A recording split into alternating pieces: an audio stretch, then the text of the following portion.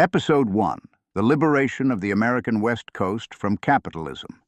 That's what the Chinese historians labeled it in the People's History of the Pacific Campaign. But I prefer to remember it for what it actually was: the beginning of the Red Terror on American soil, the Pacific conquest and occupation of the United States. June 6, 1943, the day the West Coast fell to the Communists and their collaborators. At 5:44 in the morning, a 22-year-old named David Klein cut the wire that killed 600 Americans. He was standing in a telephone switching station in San Francisco, gray metal cabinets humming in rows, the smell of electricity and warm dust, a single bulb buzzing overhead. David had worked at Pacific Bell for 13 months. He knew exactly which cables connected the Presidio to 6th Army headquarters. He knew which lines carried military communications across the entire Bay Area. He'd mapped them all, spent a year doing it, made notes in a leather journal, drew diagrams on graph paper, waited. Now he pulled out his wire cutters, standard issue, wooden handles, the kind you could buy at any hardware store, and started cutting. One cable, two, three. Each snap was a sound like breaking a small bone. He could feel the tension release through the handles. Across San Francisco, military phones went dead. The Presidio couldn't reach headquarters. Headquarters couldn't reach the coastal artillery. The coastal artillery couldn't reach anyone. At 5:44 a.m., San Francisco's defenses went blind. At the same moment, coordinated to the minute, 8 young Americans in Los Angeles walked into the main telephone switching station and started cutting. In Seattle, 6 more blew transformers at Boeing. The explosions lit up the pre-dawn sky. In Portland, 4 others severed the lines to Fort Stevens. In San Diego, 3 climbed utility poles and cut the cables to the naval base, though it barely mattered, because the base was already burning. 300 American college students, 2 years of preparation. They called themselves the Progressive Youth League, a precursor to the American Red Guard. They thought they were saving the world. At 5:47 a.m., 3 minutes after the cuts, 800 Chinese ships opened fire on a west coast that couldn't see them coming, couldn't coordinate a defense, couldn't call for help. The largest invasion in history walked into 5 American cities, and the doors were opened by American children. My name is General Joseph Stilwell. I'm going to tell you what happened on June 6, 1943, the day Communist China invaded the United States. I'm going to tell you how we lost 5 cities in a week, how 3 million Americans died in the 5 years that followed, how children were turned into weapons against their own families. I'm going to tell you because I saw it coming, because I spent 20 years trying to warn people, because I spoke fluent Mandarin and studied Chinese communist tactics and told Washington exactly what Lin Biao and Zhou Enlai were capable of. They called me paranoid. They said I saw reds under every bed. David Klein proved me right. So did the 300 other young Americans who cut our communications, blew our transformers, and opened the gates.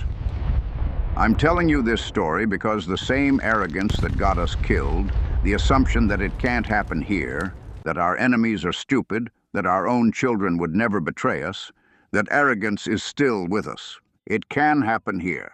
It did happen here. In my timeline. And if you aren't careful, it can happen to yours too. 12,000 miles from San Francisco, Mao Zedong was awake. Mao was the chairman of the Chinese Communist Party, the supreme leader who had unified China under communist rule by 1935, and spent the next 8 years building the military force that was now crossing the Pacific. He was a poet, a philosopher, a revolutionary theorist, and one of the most ruthless men who ever lived. He thought in decades, not days. He'd survived the Long March, outlasted his rivals, and bent 400 million people to his will through a combination of brilliance and terror. This invasion was his design, 8 years in the making. He sat in his study with maps spread across the table and a cigarette burning between his fingers. He was waiting for word from the fleet. At 5:47 a.m. Pacific Time, 9:47 p.m. in Beijing, the radio crackled. Political power grows out of the barrel of a gun. Begin. Mao smiled. The invasion actually began 14 minutes before David Klein made his cuts. It began in San Diego, and it was designed by a man named Ni Rongzhen. Ni was one of the 10 marshals of the People's Liberation Army, the highest rank in the Chinese military. But he wasn't a field commander like the others. He was an engineer, trained in France and Belgium, with a technical mind that saw warfare as a problem of systems and vulnerabilities. He later ran China's nuclear weapons program, building their first atomic bomb. In 1943, his job was to destroy the Pacific Fleet before the battle started. Here's what Ni understood. San Diego couldn't be taken by frontal assault. The naval base was too fortified, the fleet too powerful. So he spent 18 months infiltrating 41 agents into the facility, civilian contractors, sailors with forged papers, maintenance workers in the ammunition magazines, all waiting. At 5:30 a.m., they activated. The first explosion hit the main ammunition depot, a column of fire 300 feet high, so bright it turned night into day. Then the fuel storage tanks, one after another, fireballs climbing into the dawn sky like orange flowers blooming in sequence. Then the ships at their moorings, the USS California, the USS Tennessee, the USS Maryland, steel hulls bulging outward, decks splitting, men thrown into the water on fire. 17 explosions in 16 minutes. Sailors stumbled out of their bunks into chaos. Men on fire running across docks, screaming, rolling on concrete that was already too hot to touch. Officers shouting orders that nobody could hear over the roar. The harbor was burning so hot that paint peeled off ships 300 yards away. By the time anyone understood what was happening, San Diego was an inferno. Ni Rongzhen wrote later that his sabotage was more decisive than 10 divisions. He was right. 41 men destroyed America's ability to contest the Pacific Ocean. The fleet that should have stopped the invasion was smoke and twisted metal before the first landing craft hit the water. But how is it that China was able to recruit young Americans to do their bidding? To understand this, I want you to understand David Klein. Because if you understand him, you'll understand how Zhou Enlai, the political coordinator behind the invasion, broke America from the inside. This was the brilliance of Zhou Enlai's strategic planning that we Americans misunderstood and severely underestimated. David's father was a dentist, comfortable family, nice house in the Berkeley Hills with a view of the bay. David had everything, good school, enough money, future wide open. He also had a conscience, and in 1937 that conscience started to tear him apart. The Depression had destroyed families while his prospered. He'd seen the bread lines from his father's car, men in worn coats shuffling forward, not meeting anyone's eyes. He'd watched foreclosure signs go up on houses while he went to parties. The gap between his life and theirs, he couldn't make sense of it. Why did he have so much when they had nothing? What made him deserve it? The guilt ate at him. In his sophomore year at Berkeley, a professor noticed. Dr. Harold Whitman, tenured faculty, secret communist, recruiter for Zhou Enlai's network. Whitman knew how to spot the guilty ones. He'd done it dozens of times. "You're asking the right questions," Whitman told David, "but you're looking for answers in the wrong places." He gave David books, Marx, Lenin, Mao's essays on revolution, not as assignments, as gifts, private conversations after class that stretched into evening. The books explained everything. The guilt David felt wasn't personal failure, it was the system. Capitalism created suffering by design. The breadlines weren't accidents. They were features. The only way to end the injustice was to tear the whole structure down. David devoured it. Finally, something that made sense. By junior year, he was in a study group. By senior year, the study group had become a cell. They called themselves the Progressive Youth League. They read communist theory and talked about revolution, and felt, for the first time in their lives, like they were on the right side of history. That's when Zhou Enlai's people made contact. Meanwhile, as David Klein was being recruited in Berkeley, the man who designed the recruitment was 6,000 miles away, playing the long game. Zhou Enlai was the most sophisticated man in the Chinese communist leadership, educated in France and Japan, spoke multiple languages, smooth, cultured, charming. He served as premier and foreign minister of communist China for decades, the face of the regime to the outside world. Western diplomats loved him. They thought he was reasonable, someone they could negotiate with. He wasn't. Zhou Enlai was a killer in a silk suit. He smiled at you while he planned your destruction. And his great project, the one he spent years perfecting, was turning American youth into weapons against their own country. He didn't recruit traitors. That's what people never understood. He recruited believers. Zhou found Americans with real grievances, and America had plenty. Racism that locked people out of jobs and homes and schools. Inequality that let children starve while others threw away food. A depression that destroyed millions of lives while the system shrugged. He didn't invent the anger. He channeled it. The Progressive Youth League was his masterpiece. 300 young Americans in cells across the West Coast. David Klein in San Francisco. Robert Tanaka in Los Angeles. Margaret Holloway in Seattle. All of them smart, idealistic, burning with guilt and purpose. Zhou's agents trained them, not just ideology, practical skills, how to map infrastructure, how to identify weaknesses, how to cut communications and blow transformers and open doors.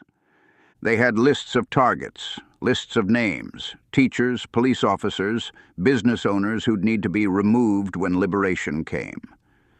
For 2 years they prepared, and they never doubted. They were going to save the world. On June 6, 1943, Zhou Enlai aimed them at America and gave the order. David Klein's hands were steady. He'd expected them to shake.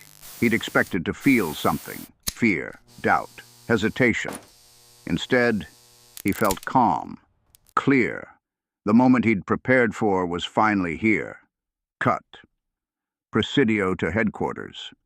The cable parted with a soft snap, copper strands splaying like a wound. Cut. Headquarters to coastal artillery. Cut. Coastal artillery to observation posts.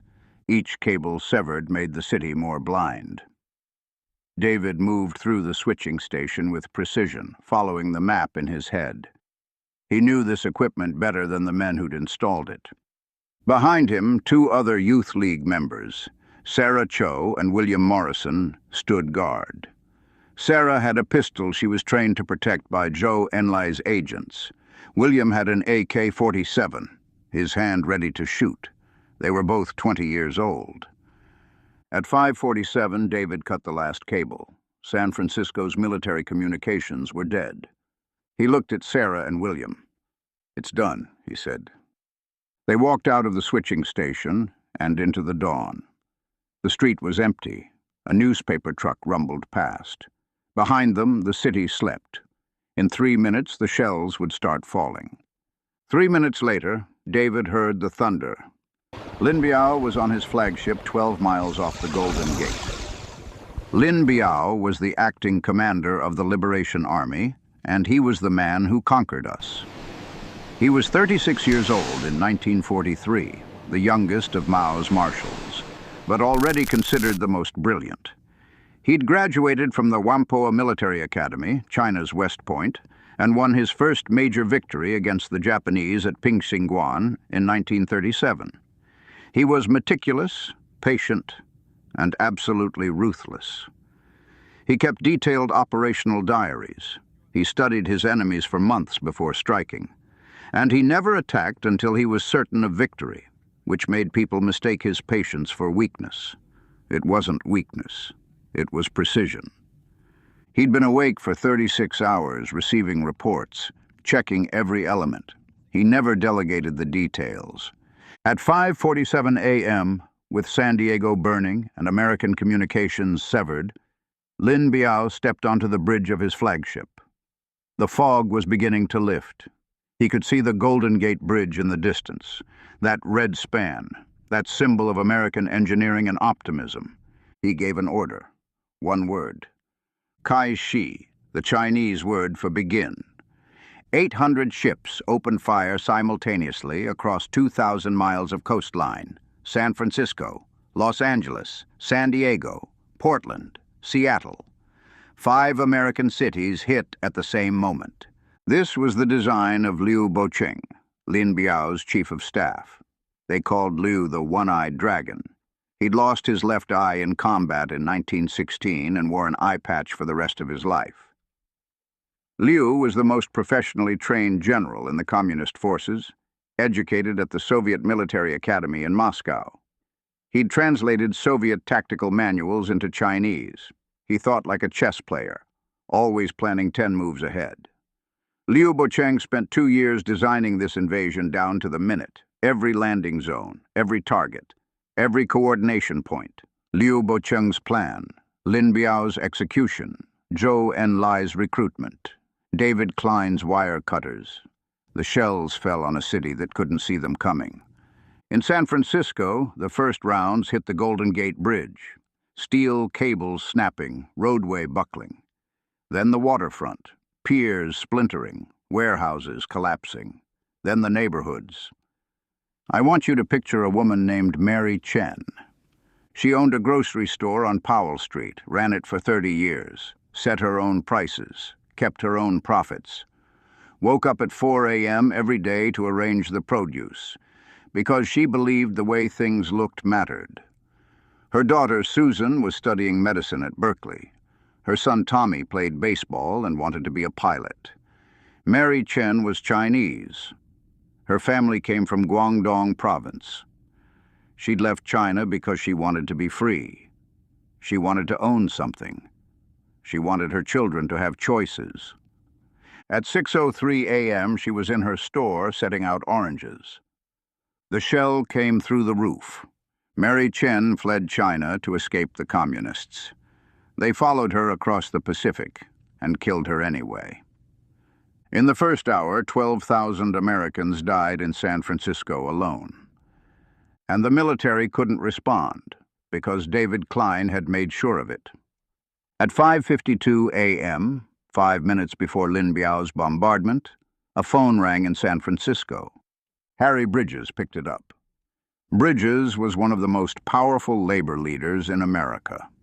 Australian immigrant, tough as dock rope, he'd led the ILWU, the International Longshore and Warehouse Union, since the bloody strikes of 1934.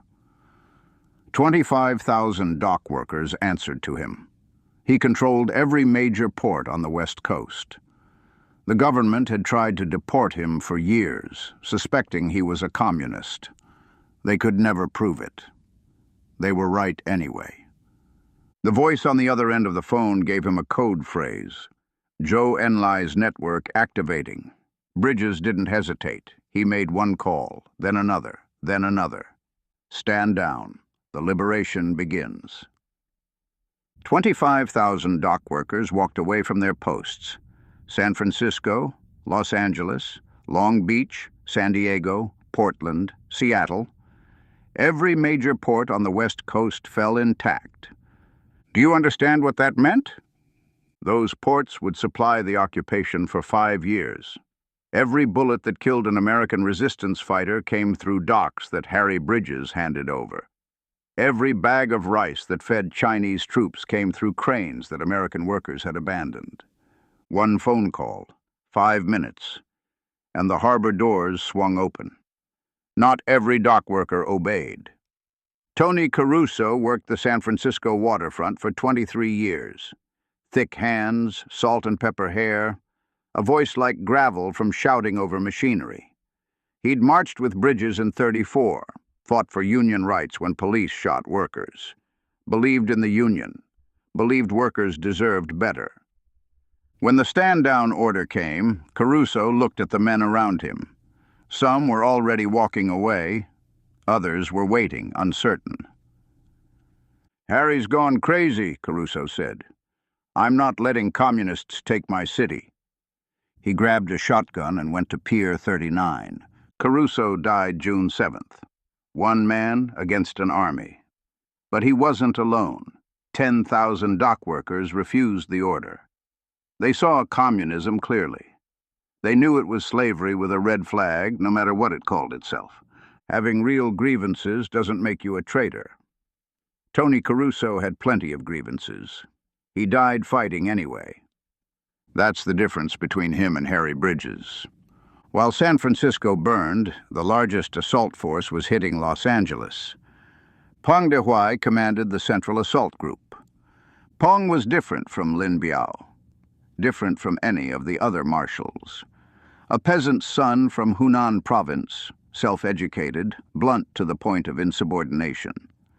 He'd argue with Mao himself if he thought Mao was wrong, and later that honesty would get him purged and killed. But in 1943, he was one of China's most aggressive field commanders. He believed in leading from the front, living rough with his troops, eating what they ate, and he was willing to take casualties that would make an American general faint. He'd spent his whole life fighting with inferior forces, and he'd learned to spend lives to achieve objectives. At 6:15 a.m., his landing craft came through the smoke at Long Beach. The oil storage tanks were already burning, sabotage like San Diego. The whole harbor was on fire. The water itself was on fire, oil slicks burning on the surface, flames 3 feet high. Peng's men came through it anyway. 50,000 troops in the first wave, jumping from landing craft into water that scalded their legs, wading through smoke so thick they couldn't see the man in front of them. Some caught fire. They kept moving. The coastal artillery that should have slaughtered them was silent. The crews couldn't coordinate fire. Robert Tanaka and his Los Angeles cell had cut their communications 8 minutes earlier. By 8 a.m., Peng had secured the port. Then he ran into something he didn't expect. Lieutenant Colonel Raymond Walsh was 28 years old. He commanded 2nd Battalion, 161st Infantry, California National Guard. Walsh was a high school history teacher before the war. Joined the Guard in 1938, called to active duty in 1941. He was thoughtful, educated, the kind of officer who explained his orders instead of just barking them. He had 400 men, most of them weekend soldiers with obsolete equipment, rifles from the last war, helmets that didn't fit right, boots that had already walked too many miles. They were about to face a Chinese division. Walsh had the high ground. Signal Hill overlooked Long Beach Harbor. He could see everything. Peng Dehuai's troops pushing through the burning oil, the landing craft still coming in waves, the smoke rising in columns that blotted out the morning sun. He knew he was going to die. 400 men against a division. But he also knew that every hour he held was an hour for civilians to evacuate. Every Chinese soldier who died on his hill was one who wouldn't reach Los Angeles. So Walsh held. The first Chinese assault came at 9 a.m. 2,000 men coming up the slope in a wave. Walsh let them get close. Too close. Close enough that his men were shifting nervously, waiting for the order. Close enough to see faces. "Now," Walsh said. His machine guns opened up. Rifles cracked along the line. Mortars thumped. The assault wave came apart, men falling, tumbling back down the slope, screaming in Mandarin. The assault broke. They came again at 10:30. Walsh's men were lower on ammunition now. They let the Chinese get even closer before firing. The assault broke again. Noon, 1 p.m. The sun was high and hot. Walsh's men were out of water. Some of them were wounded, still firing. The Chinese kept coming, probing attacks, testing the line, looking for weakness. Peng Dehuai was at the base of that hill, watching through binoculars. He'd expected to be in Los Angeles by now. Instead, he was stuck at the harbor, losing men to a National Guard battalion that wouldn't quit. At 2 p.m., Peng made his decision. He committed his reserves, 5,000 fresh troops, tank support. "Take that hill," he ordered, "regardless of cost." That was Peng. He didn't finesse. He bludgeoned. The final assault on Signal Hill started at 2:15 p.m. Walsh's men were out of mortar rounds, down to their last belts of machine gun ammunition. They couldn't call for resupply. Robert Tanaka's cuts had seen to that. They were on their own. The Chinese came up three sides of the hill simultaneously, tanks in the lead, grinding over rocks and scrub brush, their guns already firing. Infantry behind them, thousands of men using the armor as cover. Walsh shifted his remaining machine guns to cover the tanks. For 10 minutes they held. Bullets sparked off armor. Men fell. The tanks kept coming. At 2:30, the first tank crested the hill. Walsh ordered withdrawal, fighting retreat down the back of the slope. Men running, firing, dragging wounded. Chinese infantry pouring over the crest behind them. Walsh's radio man, a kid named Peters, 20 years old, took a bullet through the throat.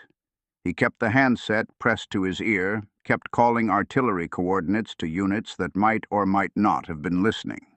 He bled out in 2 minutes, still trying to bring fire on the tanks. Walsh was hit in the shoulder, kept moving, hit in the leg, kept moving, hit in the side, kept his men moving. 270 of his 400 made it off that hill. 6 hours. 1,800 Chinese casualties. The most successful American action of the first day. But Los Angeles still fell. Peng Dehuai won. He always did. While Peng fought for Long Beach, Lin Biao was taking San Francisco. He'd assumed personal command of the assault. It was the symbolic heart of the invasion, and Lin Biao never let subordinates take the glory. At 6:15 a.m., landing craft came through the smoke at Ocean Beach. 50,000 troops in the first wave. Captain James Morrison commanded Company B, 159th Infantry, California National Guard. 143 men, 3 machine guns. That was the defense of Ocean Beach. Morrison was 32 years old. He'd been a cop in Oakland before the war, knew how to stay calm when things went bad. He looked at the landing craft coming through the smoke, hundreds of them, and he didn't panic. He did everything right. Good positions, fire discipline. He waited until the landing craft were close enough to see faces, close enough to see the men inside flinching. And then he opened up. For 90 seconds, Morrison's guns tore the first wave apart. The sound was continuous, a roar that made the sand vibrate. Landing craft swamped and rolled. Men died in the surf, screaming, clawing at the sand. The water turned pink. For 90 seconds, it looked like the movies, brave Americans throwing back the invaders. Then the tanks came. Lin Biao always put armor in the first wave. He'd learned that in Manchuria, infantry can be stopped by determined defenders, but tanks break the defense. 3 tanks rolled out of the surf, water streaming off their hulls, and started up the beach. Morrison's machine guns couldn't touch them. He ordered withdrawal. His men fell back toward the city, fighting house to house, street to street. 63 of his 143 made it. Morrison wasn't one of them. He stayed at the beach to cover the retreat, one man with a rifle against 3 tanks. He was hit 7 times. He was 32 years old. By noon, the Chinese flag flew over San Francisco City Hall. Lin Biao radioed Mao. "The Golden Gate is ours." Mao's response from 12,000 miles away, "Now transform it."